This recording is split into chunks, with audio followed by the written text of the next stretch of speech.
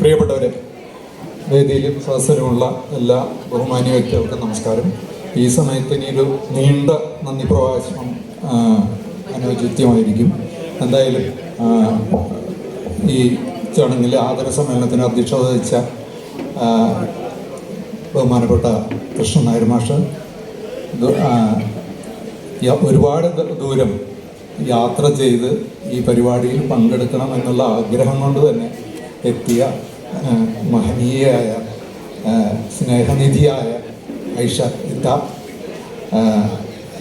ഒരു പ്രഭാഷണം 10 മിനിറ്റാണെങ്കിലും ഇടയിൽ വന്ന് നമ്മളോട് ഐക്യദാർഢ്യം പ്രഖ്യാപിച്ചുകൊണ്ട് പോയ രാജാജി മാത്യു തോമസ് എന്നിവർക്ക് സെക്യുലർ ഫോറത്തിൻ്റെയും സാംസ്കാരിക കൂട്ടായ്മയുടെയും ആത്മാർത്ഥമായ നന്ദി രേഖപ്പെടുത്തുന്നു.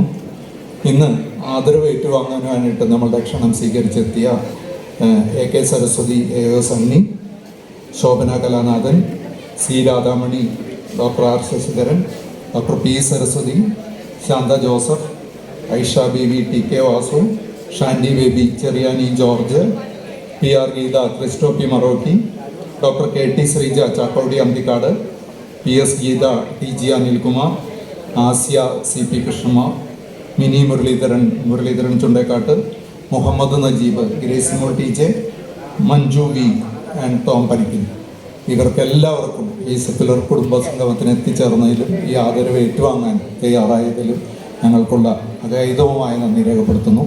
ഒരുപാട് ദൂരയിൽ നിന്ന് വളരെ നേരത്തെ തന്നെ എത്തിയ പലരുടെ മുഖങ്ങളും എൻ്റെ മുമ്പിലുണ്ട്. പലരുടെ പേരും എനിക്കറിയാം, പക്ഷെ എന്നാലും പേരെടുത്ത് ആരെയും നന്ദി പറയുന്നില്ല.